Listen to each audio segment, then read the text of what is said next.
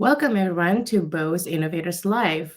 Today is Friday, March 31st. My name is Anastasia, and today we will be covering the recent changes to the IRS Section 174 and what it means for US companies. Our hope is that by the end of this chat, you'll have a clear understanding of the key changes, including new rules for capitalization and amortization and more. Today, I'm joined by our Director of Client Delivery and resident US tax expert, Ashley Crawford. She will be speaking on this important tax provision. Ashley, do you mind to do a quick introduction? Sure. Well, I'm excited to be here and help educate everybody. I think that's one of our core tenets here at Boast is that we love educating our clients and the marketplace as a whole.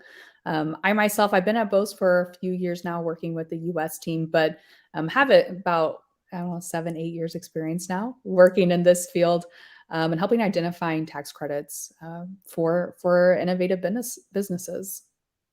Thanks, Ashley. Let's jump to it. What can you tell us about Section 174 and why do founders need to pay attention?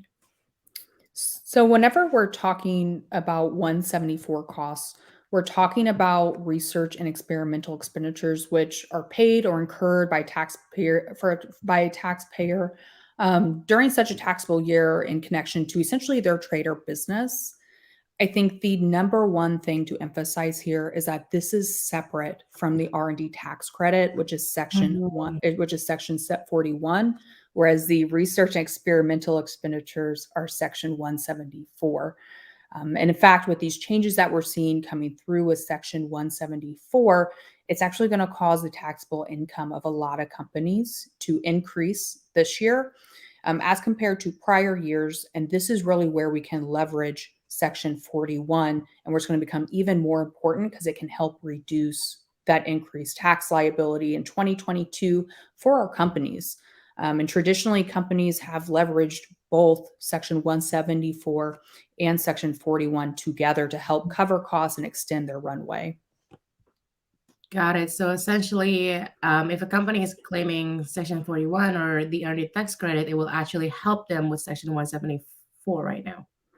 Absolutely. And it's going to become even more crucial this year as we see an increase in tax liabilities for companies for innovative businesses to take advantage of Section 41. What are the key differences for the new capitalization rules under 174? Yeah, so I think it's important to first talk about the differences between the two. So, whenever we're talking about Section 174, keep in mind it's a deduction, whereas Section 41 is a credit. So, for deductions, you typically get about 30 cents on the dollar back for your Mhm. spend, whereas a credit is a true dollar for dollar offset of your tax liability. And as part of that, we see a differentiation in the definition of eligible costs between the two. So for 174, it's a much more broad definition than what we see with Section 41. But again, you also get a little bit less back for your money that you're spending. Mhm. Good examples of costs that are 174 eligible, but not Section 41 or R&D credit eligible are costs for things like utilities, patent costs, any sort of funded research by a third party, all examples that can be deducted under 174 but not included towards the R&D tax credit itself.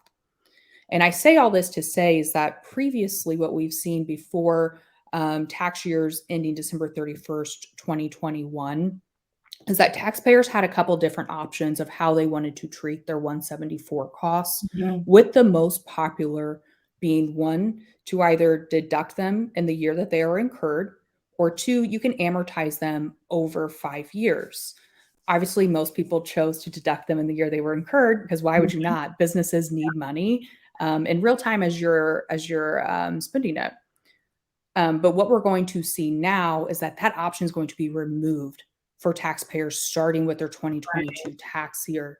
And so that will no longer be an option, and businesses will now have to amortize their costs over that 5 year period, which, of course, less deductions mean more taxable income, which means more tax for businesses. Got it. And this is where, kind of like looping back to your earlier point, Section 41 or the earned tax credits even become more lucrative for businesses because essentially that will reduce that income, that tax bill. Exactly, because keep in mind, it's a dollar for dollar offset of tax, whereas deduction is only 30 cents on the dollar. So for every dollar of R&D tax credit that your Mhm. company is eligible for, that's a dollar less of tax you're going to have to pay and another dollar back in your pocket from this increased tax we're going to be seeing from this year forward. Great. No, now that's really good news. And for those of you who are just tuning in, Bose, what we do is we automate and streamline the process for companies to claim the R&D tax credits. So if you're interested to learn more, feel free to book a time with me. I'll drop my Calendly in the chat, and now we can talk through the kind of the steps. But going back to kind of like this section 174, Ashley, do you have any suggestions for CEO, founders, or C-suite as next steps? Yeah, I think, like we've been talking about before, R&D tax credits are super, super valuable right now for innovative businesses because it can help lower not only your federal tax due, which could be increased, but also your state tax. Because a lot of states conform to Section 174, you could see increases in the state tax that is due as well. Other implications to think about in terms of R&D tax credits is that, remember, if you have a higher tax that you are paying, it means that you're going to be burning through like carry forward tax assets at a faster rate. So even though your company has all these NOLs they have accrued from previous years, you may not have budgeted within your financial planning to burn through them at the rate we are going to see now from your increased tax. That's really where the R&D credit can come in and help supplement that.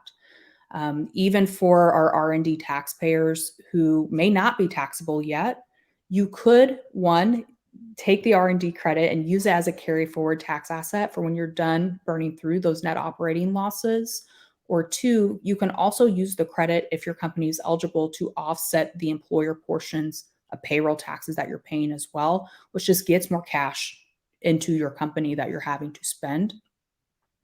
I think another viable option for companies that needs to be considered is that you can use your R&D tax credit study to essentially identify your 174 costs, but also it can be a great leveraging point with your CPA to talk through what are your 174 deductions, right? Like, how diligent have you been about identifying where your different deductions are living? Do you have any that could be identified or characterized as ordinary and necessary business expenses under Section 162? And you can reclassify those deductions so that you can still take them in the current credit year. Got it. Thank you, Ashley. So just kind of like to do a quick recap. Essentially, Section 174 is the R&E deduction itself. Section 41 is the R&D tax credits, which are separate completely, but can help you with Section 174. And essentially, like for businesses, if those sections are kind of like this content is a little bit confusing, just talk to your CPA and they'll know what to do. Do I understand that correctly? Yeah, absolutely. We are here to help. We are here to educate. We are here to help identify your Section 41 costs as well, which can be a great starting point for that conversation as well. Absolutely. And again, kind of like for everyone just tuning in, if you want to know more about the earned tax credits, which can be applied against like, your taxes as well, please let us know kind of like in the comments or book a time with me, and we're happy to walk you through the process. All right. Well, with that, that is the end of our Innovators Live today.